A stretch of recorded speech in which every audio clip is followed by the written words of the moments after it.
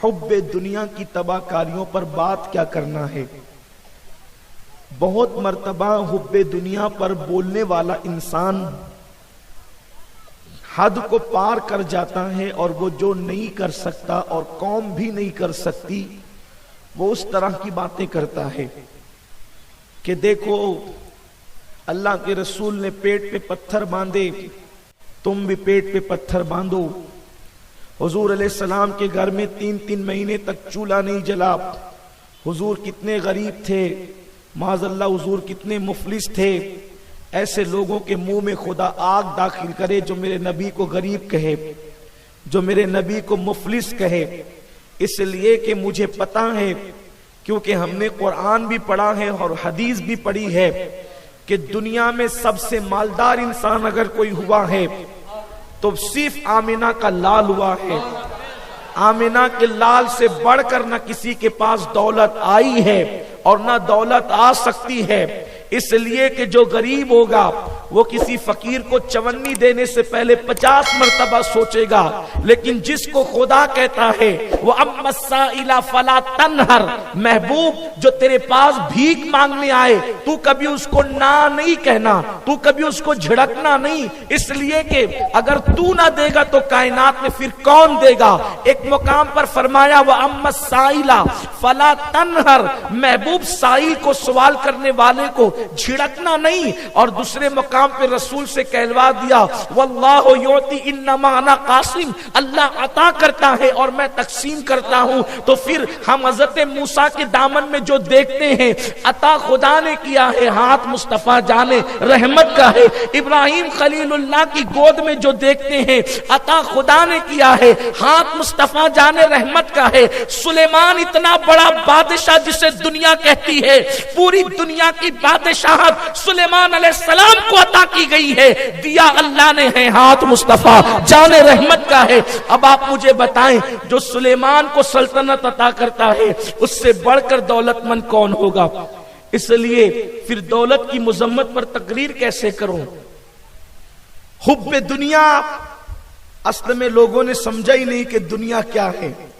لوگوں نے سمجھا لوم چلانا دنیا ہے، لوگوں نے سمجھا سائزنگ بنانا دنیا ہے، لوگوں نے سمجھا اچھے کپڑے پہننا دنیا ہے، لوگوں نے سمجھا بائک چلانا دنیا ہے، لوگوں نے سمجھا مارکیٹ میں بیٹھنا دنیا ہے، لوگوں نے سمجھا جو ہے وہ کاروبار کرنا دنیا ہے، لوگوں نے سمجھا مال کمانا دنیا ہے، لوگوں نے سمجھا مال جمانا دنیا ہے، لوگوں نے سمجھا بینک بیلنس کرنا دنیا ہے، لوگوں نے سمجھا زمینیں خریدنا دنیا ہے، لوگوں نے سمجھا مکان بنانا دنیا ہے۔ لیکن لوگوں کو ابھی تک سمجھ نہیں آئی دنیا کہتے کسے ہیں۔ اگر مال جمع کرنا دنیا ہوتی تو عثمان غنی دنیا کا بڑا مال دنیا دار کہلاتا نا۔ حضرت عثمان غنی کو لوگ دنیا دار تھے، لیکن عثمان غنی کو دنیا دار نہیں کہتے، منبر پہ ان کا نام ذوالنورین کے حوالے سے لیتے ہیں۔ اس سے پتا چلا کہ دنیا کچھ اور چیز کا نام ہے۔ عبد الرحمن ابن عوف اتنے مالدار صحابی ہیں میرے رسول کے کہ آپ نے زندگی میں 2 مرتبہ اپنا مال اللہ کی راہ میں خیرات کر دیا، لیکن جب آپ نے پردہ فرمایا تو گھر میں سونا اتنا رکھا ہوا تھا کہ پھاوڑے سے کھود کھود کر کے سونا ان کے وارثوں میں تقسیم کیا گیا۔ تو جو اتنا سونا رکھے، بھئی جو تجوری میں سونا رکھے وہ دنیا دار ہے، تو جو اتنا رکھے کہ پھاڑنا پڑے وہ کتنا بڑا دنیا دار کہلانا چاہیے۔ لیکن انہیں دنیا دار نہیں کہتی، انہیں لوگ دنیا دار نہیں کہتے، بلکہ عبد الرحمن ابن عوف رضی اللہ تعالی عنہ کا شمار عشرہ مبشرہ میں ہوتا ہے۔ جن 10 صحابہ کو حضور علیہ السلام نے جنت کی بشارت دی ہے ان میں حضرت عبد الرحمن ابن عوف کا شمار ہوتا ہے۔ یوں تو میرے نبی کا ہر صحابی جنتی ہے، صدیق اکبر سے لے کر حضرت وحشی تک میرے رسول کا ہر صحابی جنتی ہے، لیکن حضور سید عالم نے کچھ لوگوں کو دنیا میں جنت کی بشارتیں عطا کی ہے، تو پھر عبد الرحمن ابن عوف کو کس کھانے میں رکھو گے؟ عبد الرحمن ابن عوف کے پاس تو دولت بہت تھی۔ میرے پیارے آقا صلی اللہ علیہ وسلم کے پیارے دیوانوں، جس کے پاس مال نہ ہو، جس کے پاس مال نہ ہو، جس کے پاس کاروبار نہ ہو، جس کے پاس دولت نہ ہو، جس کے پاس کپڑے نہ ہو وہ ننگا پھر رہا ہو اور پنڈرپور میں کسی بت خانے کے دروازے پہ بھیک مانگ رہا ہو، تو کیا آپ اس کو اس دنیا کا سب سے بڑے دیندار ہونے کا تمغہ دیں گے؟ اس کو آپ دیندار ہونے کا گولڈ میڈل دیں گے؟ آپ نے جو دین اور دنیا کی تقسیم کر رکھی ہے، پہلے تو یہی طے کرنا ہے کہ دین کیا ہے اور دنیا کیا ہے، اور اس کو بہت لمبے چوڑے انداز سے سمجھانے کی ضرورت نہیں۔ سب سے آسان بات یہ ہے کہ اللہ کو بھول جانے کا نام دنیا ہے، اللہ کو بھول جانے کا نام دنیا ہے، اور اللہ کو یاد رکھنے کا نام دین ہے۔ اگر کوئی مارکیٹ میں بیٹھ کر اللہ کو یاد رکھتا ہے، ناپ تول میں کمی نہیں کرتا، ڈنڈی نہیں مارتا، جھوٹ بول کے کاروبار نہیں کرتا، اس لیے کہ سودا دینے سے پہلے جب زبان پہ جھوٹ آنے لگتا ہے تو دل فوراً اس کو کچوکے لگاتا ہے، اللہ دیکھ رہا ہے تو وہ سچ بول کر کے کاروبار کرتا ہے، وہ لوگوں کی مجبوری کا غلط فائدہ نہیں اٹھاتا، وہ لوگوں سے سود لے کر کے کاروبار نہیں کرتا، وہ لوگوں پر ظلم نہیں کرتا، وہ لوگوں کو دھوکہ دے کر سودا نہیں بیچتا۔ یعنی وہ مارکیٹ میں بیٹھا ہوا ہے لیکن اللہ اس کو یاد ہے، اور وہ اللہ پر نگاہ رکھے ہوئے ہیں کہ میرا اللہ مجھے دیکھ رہا ہے، میں قیامت کے دن جواب کیا دوں گا۔ تو وہ دن بھر جو تجارت کر رہا ہے فرائض اور واجبات کی پابندی کے ساتھ ساتھ، اس کا بازار میں بیٹھنا بھی یہ دین ہے، عبادت ہے اللہ کے نزدیک، اور اتنی بڑی عبادت ہے۔ اللہ کے رسول صلی اللہ علیہ وسلم فرماتے ہیں، آقا کریم نے فرمایا کہ سچے تاجر انبیاء اور صدیقین کے ساتھ جنت میں داخل کیے جائیں گے۔ یاد رکھیے، وہ بازار میں بھی خدا کو یاد رکھتا ہے تو وہ دیندار ہوا۔ لیکن کوئی مسجد میں آیا، آستین چڑھایا، وضو کے لیے بیٹھ گیا، کوئی بازو میں آ کر کے بیٹھا، دل میں خیال آیا اچھا ہوا میرا دوست آ کے بیٹھ گیا تاکہ اس کو بھی پتا چل جائے کہ میں بھی روزانہ پابندی سے فجر کی نماز پڑھتا ہوں۔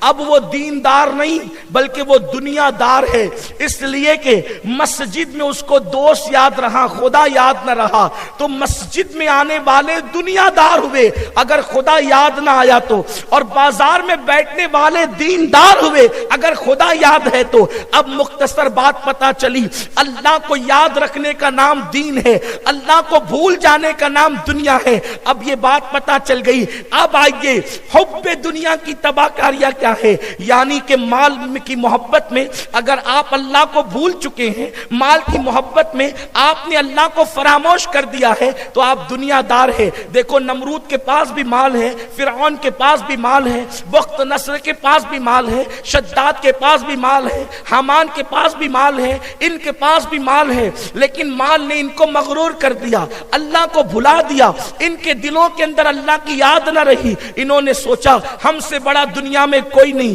ہم سے بڑا مالدار دنیا میں کوئی نہیں، ہم سے بڑا دولت مند کوئی نہیں، اور اس نے ایک نے تو کہا انا ربکم العالی، کہ میں تمہارا سب سے بڑا رب ہوں، معاذ اللہ، استغفر اللہ، العیاذ باللہ، اس طرح کی باتیں کہی گئی۔ یعنی کہ اگر دولت تمہیں اللہ سے دور کر دے تو تم دنیا دار ہو گئے، اگر تم اللہ دولت کی وجہ سے اللہ کو بھول جاؤ، عبادت کو فراموش کر دو، عبادت کو چھوڑ دو تو تمہارا شمار دنیا داروں میں ہوگا۔ اور اگر دولت عبادت کی میں مانے نہیں، دولت عبادت میں رکاوٹ نہیں، کاروبار عبادت میں رکاوٹ نہیں، سائزنگ کارخانے عبادت میں رکاوٹ نہیں، یہ سب چیز رکھنے کے بعد بھی دیندار ہیں۔ ورنہ میرے پیارے آقا علیہ السلام کے پیارے دیوانوں، حضرت عثمان غنی نے جو 2 مرتبہ جنت خریدی، آخر عثمان غنی رضی اللہ تعالیٰ عنہ نے کس بنیاد پر 2 مرتبہ جنت خریدی؟ اور میرے سرکار نے جو فرمایا آج کے بعد عثمان کچھ بھی کرے وہ جنتی ہے، یعنی عثمان کچھ بھی کر لے اب وہ جنتی ہے، کیونکہ عثمان غنی نے جو ہے وہ جنت خریدی ہے۔ میرے پیارے آقا علیہ السلام کے پیارے دیوانوں، حضرت عثمان غنی نے جنت کیسے خریدی؟ کیا 2 رکعت نفل نماز پڑھ کے خریدی؟ کیا روزہ رکھ کر کے خریدی؟ حضرت عثمان غنی نے جنت کیسے خریدی؟ آپ نے جنت خریدنے کی بات تو سنی ہوگی، لیکن خریدی کیسے ہے جنت؟ اگر دولت نہ ہوتی تو کیا عثمان غنی جنت خریدتے؟ حضرت عثمان غنی نے دولت کی بنیاد پر جنت خریدی ہے، جو حضرت ابو ہریرہ کو نصیب نہیں، جو حضرت بلال حبشی کو نصیب نہیں. یعنی مال کی بھی ایک اہمیت ہے. بس وہ اتنی محبت مال سے نہ کرو کہ اللہ کو بھول جاؤ, بلکہ اگر مال تم اللہ کے لیے رکھو اور اللہ کی راہ میں خرچ کرو تو میرے سرکار فرماتے ہیں السخی حبیب اللہ, اللہ کی راہ میں خرچ کرنے والا اللہ کا محبوب ہے. میرے پیارے آقا علیہ السلام کے پیارے دیوانوں, آج جب میں آپ کو بتاؤں عثمان غنی نے جنت خریدی کیسے. ایک مرتبہ کا واقعہ ہے, مدینہ منورہ کی سرزمین ہے, مدینہ طیبہ کی سرزمین پر چند صحابہ حضور کے پاس آتے ہیں اور عرض کرتے ہیں یا رسول اللہ, کرم نوازا کا, بندہ نوازا کا, مسلمانوں کو میٹھے پانی کی بڑی حاجت ہے اور مدینہ منورہ کے جو کنویں ہیں اکثر ان میں پانی کھارا رہتا ہے, اس لیے اگر آپ کرم فرمائیں تو مسلمانوں کے لیے میٹھے پانی کا انتظام کر دے. اللہ کے حبیب نے پوچھا میٹھے پانی کا کنواں, لوگوں نے عرض کی حضور وہ فلاں شخص ہے, اس کے پاس میٹھے پانی کا کنواں موجود ہے. سرکار بنفس نفیس اس کے پاس تشریف لے گئے اور جانے کے بعد اس شخص سے کہا یہ کنواں تم مجھے بیچ دو گے, یہ کنواں تم مجھے فروخت کرو گے. اس نے کہا ہاں بیچیں گے. آقا کریم نے فرمایا بہت بھاری قیمت دینا چاہتا ہوں. اس نے کہا کیا؟ سرکار نے فرمایا جنت لے لے, کنواں مجھے دے دے. حضرت عثمان غنی کے جنت خریدنے کا واقعہ سب بیان کرتے ہیں, لیکن اس طرف لوگوں کی توجہ نہیں. اللہ کے رسول فرماتے ہیں جنت لے لے اور کنواں مجھے دے دے. یہ جو سودا کیا جا رہا ہے ذرا فقہا سے پوچھو یہ سودا اس کی حیثیت کیا ہے. پہلے اس کی حیثیت بتانے سے پہلے میں ایک مثال پیش کروں. دیکھیے یہ مائک ہے, یہ مائک یہاں پر میرے استعمال کے لیے لگا ہے, میری ملکیت نہیں ہے. اگر یہاں کوئی بندہ کسی کے ہاتھ کا موبائل پسند آ جائے تو میں کہوں یار بڑا بڑھیا موبائل ہے, بہت اچھا ہے, تو یہ مجھے بیچو گے؟ پہلے کہوں کہ یار ایسے ہی دے دو, تو ایسے ہی دے دو تو یہ تو بھیک ہوئی. غیرت مند آدمی تو ایسے ہی نہیں مانگے گا. تو اور اگر آپ بھی نہیں دو گے, لیکن میں جانتا ہوں آپ کی محبت کو, آپ دو گے لیکن مانگوں گا نہیں, اس لیے کہ مانگنے کی عادت نہیں. جس کے پاس مدینے اور بغداد کی سرکار موجود ہو اس کو مانگنے کی عادت نہیں. لیکن اگر میں یہ کہوں کہ میرے عزیز چل موبائل بڑا اچھا ہے مجھے بیچ دے, اس نے کہا حضرت کیسے؟ میں کہوں گا یہ مائک ہے نا مائک, یہ مائک لے لے اور موبائل مجھے دے دے. تو یہ جو یہ بھیا ہے نا سلطان, یہ محبت بڑی کرتا ہے, یہ فوراً اٹھ کر کے آئے گا اور کہے گا حضرت بہت لاڑ میں مت آئیے, میں نے مائک جو ہے نا یہ استعمال کے لیے دیا ہے, آپ کو اس کا مالک نہیں بنایا ہے. اور جو چیز یوز کے لیے دی جاتی ہے, استعمال کے لیے دی جاتی ہے, وہ ملکیت نہیں ہوتی, اور جو نہیں ہوتی اس کو دے کر کے کچھ خریدا نہیں جا سکتا. بس یہی تو بات ہے. لیکن اگر میں کسی سے کہوں کہ میرے بھیا تیرا موبائل بہت اچھا ہے, میری گھڑی لے لے اور اپنا موبائل دے دے, اب مجھے کوئی روک سکتا ہے؟ کوئی مجھے ٹوک سکتا ہے؟ نہیں روک سکتا, ٹوک سکتا. کیوں؟ اس لیے کہ یہ گھڑی کا میں مالک ہوں, مائک کا میں مالک نہیں. جس کا مالک نہیں وہ دے کر خریدا نہیں جا سکتا, اور جس کا مالک ہو وہ دے کر خریدا جا سکتا ہے. رسول اللہ فرماتے ہیں کہ میں تجھے جنت دے کر کے تجھ سے کنواں خریدتا ہوں. گویا کہ رسول پاک بتا رہے ہیں رہتا زمین پہ ہوں لیکن میں جنت کا مالک ہوں. اللہ نے مجھے جنت کا مالک بنایا, مالک جنت بنایا ہے. اللہ اکبر. پھر یہ رسول اپنی طرح کیسے ہو گئے؟ ہم تو جنت میں جانے کے لیے دعائیں کرتے ہیں پھر بھی جنت میں نہیں جاتے. 70 سال کا ہو گیا مولوی جنت کی دعا کرتے کرتے, کالی سے سفید داڑھی ہوگی لیکن جنت میں گیا نہیں. 70 سال کی دعا کے بعد بھی جنت میں نہیں گیا. کیوں؟ کیونکہ جب تک مرے گا نہیں جنت میں جا نہیں سکتا. جب تک مرے گا نہیں جنت میں جا نہیں سکتا. اور بالفرض مرنے کے بعد چلا بھی گیا تو جنت کسی کو بیچ نہیں سکتا, اس لیے کہ وہ جنت میں خود رہے گا. جنت اس کے استعمال کے لیے ہے, بیچنے کے لیے نہیں ہے. اللہ نے جنت میں اپنے فضل سے اس کو ڈالا ہے. کوئی جنتی کو یہ حق نہیں کہ وہ اپنی جنت کسی دوسرے کے ہاتھوں بیچ دے.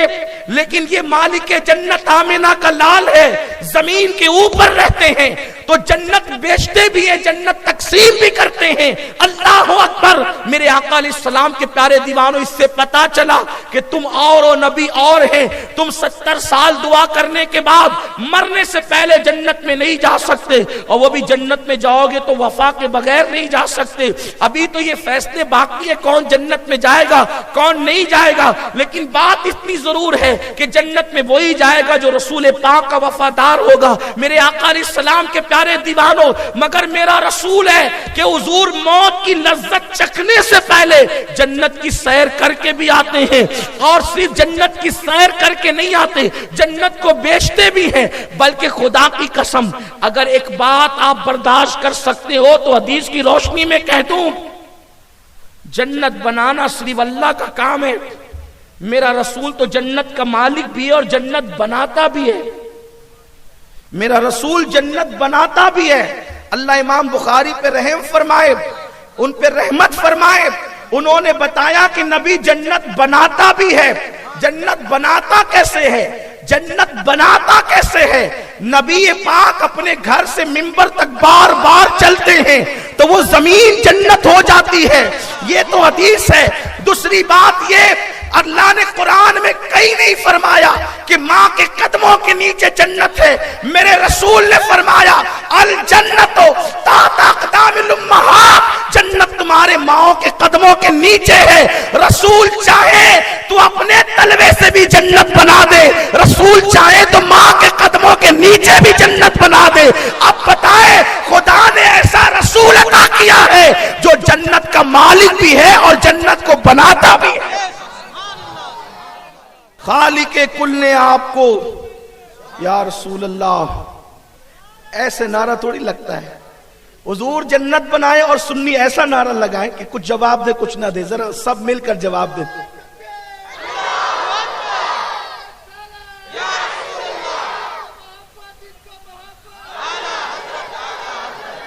یا تو نعرہ نہ لگایا کریں، اور نعرہ لگایا کریں تو پھر عاشقوں کی طرح لگایا کریں کہ کبھی دیوار ہلتی ہے کبھی در کانپ جاتا ہے، علی کا نام سن کر اب بھی خیبر کانپ جاتا۔ خیبر کیوں کانپتا ہے؟ علی نے نعرہ تکبیر وہاں جو بلند کی تھی تو وہ کانپ گیا تھا، تو نعرہ علی کی طرح لگنا چاہیے۔ تو اس طرح کا نعرہ، ورنہ آپ تو پول کھول دیں گے کہ یہاں عشاق کتنے بیٹھے ہیں۔ نعرہ لگائیے مت، اور لگائیے تو پھر ایسا لگائیے کہ پھر گونج جانا چاہیے۔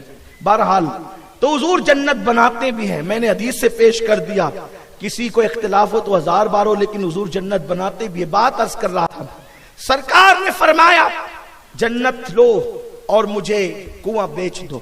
انہوں نے کہا اس وقت مجھے پیسوں کی ضرورت ہے یا رسول اللہ۔ سرکار نے خاموشی اختیار کی، واپس تشریف لائے۔ صبح کو یہ واقعہ ہوا، عثمان غنی کو کسی نے بتایا، حضرت عثمان غنی موجود نہیں تھے۔ عثمان غنی تشریف لائے، اور تشریف لانے کے بعد آپ نے آقا کریم صلی اللہ علیہ وسلم کے حوالے سے یہ باتیں سنی، ادھر ہی ادھر گئے، اور جانے کے بعد اس کو جتنے پیسے کی ضرورت تھی اس شخص کو پیسے دیا، واپس آئے، عرض کی کرم نواز آقا حضور یہ بتائیں کہ آپ صبح کو سودے پہ گئے تھے تو وہ سودا اس کے لیے خاص تھا یا سب کے لیے ہے؟ آقا فرماتے ہیں ہمیں تو کنویں سے مطلب ہے، وہ کنواں جو ہمیں دے دے گا ہم اس کو جنت دے دیں گے۔ عرض کی حضور عثمان اس کنویں کا مالک ہو گیا ہے، میں کنواں آپ کو دیتا ہوں، جنت آپ مجھے عطا فرما دیں۔ بتائیں عثمان غنی نے جنت کیسے خریدی؟ پیسے دے کر ہی خریدی نا، پیسے دے کر کنواں خریدا اور کنویں کے بعد آپ نے جنت خریدی۔ تو مال نہیں ہوگا تو آپ دین کا کام کیسے کریں گے؟ لیکن بات اتنی ہے کہ مال کی محبت میں اللہ کو نہ بھولیں۔ جو دنیا کی محبت ہے نا، یعنی اللہ رب العزت کو بھول جانا، کاروبار دیکھ کر او میرا کتنا بڑا کاروبار ہے۔ اس لیے ہم نے خود دیکھا ہے جب غریب ہوتے ہیں تو سب سے ملنساری ہوتی ہے، تھوڑا سا مال آ جاتا ہے تو گلی سے بچ کے نکلتے ہیں کہ کوئی دیکھ نہ لے، کوئی دیکھ لے گا تو ابھی چندہ مانگ لے گا، کوئی غریب دیکھے گا تو کچھ مدد کے لیے پکار لے گا۔ انسان سوچتا ہے کہ یہ جو مال کمایا ہے میں نے کمایا ہے، یہ میں نکال دے، یہ حب دنیا ہے، اور یہ حب دنیا انسان کو فرعون بنا دیتی ہے، یہ حب دنیا انسان کو نمرود بنا دیتی ہے، یہ حب دنیا انسان کو بخت نصر بنا دیتی ہے۔ جانتے ہیں آپ جس نے دنیا سے محبت کی، یعنی مال کی محبت میں اللہ کو بھول گیا، اور اس نے غرور کیا دولت پر، اس نے غرور کیا طاقت پر، اس نے غرور غرور کے اقتدار پر اللہ نے اس کو ہلاک کر دیا، تباہ کر دیا، برباد کر دیا۔ میرے پیارے آقا علیہ السلام کے پیارے دیوانوں، جب انسان کے دل میں دولت، سلطنت اور حکومت کی بنیاد پہ غرور آتا ہے تو پھر وہ غریبوں سے نفرت کرتا ہے، وہ غریبوں سے عداوت کرتا ہے، وہ غریبوں سے پیچھے کھسکتا ہے، وہ غریبوں کو اپنے اسٹیٹس اور اپنے معیار کا نہیں سمجھتا اور اس سے دنیا بنانے کی کوشش کرتا ہے۔ غریبوں کے پسینے میں اسے بدبو آتی ہے۔ ایسے لوگ اول اور آخر ہلاک اور تباہ کر دیے جاتے ہیں۔ لیکن وہ جن کو اللہ دولت دے وہ غریبوں کا خیال کرے، جن کو اللہ دولت دے وہ لوگوں کا خیال کرے، جن کو اللہ دولت دے وہ لوگوں کی مدد کرے، جن کو اللہ دولت دے وہ اللہ کو یاد رکھے، یہ سوچ کر یہ دولت میرے بازو کی کمائی ہوئی نہیں ہے بلکہ یہ دولت فضل خدا بنتی ہے، اس لیے کہ دولت بازو سے کمائی نہیں جاتی بلکہ دولت اللہ کے فضل سے ملتی